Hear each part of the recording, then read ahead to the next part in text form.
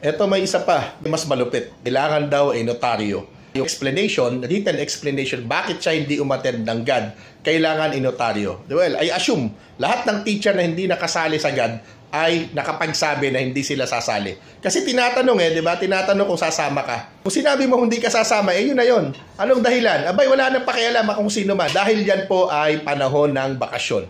Ngayon, kailangan bang sumulat? Kung gusto mo sumulat, walang problema. One sentence letter.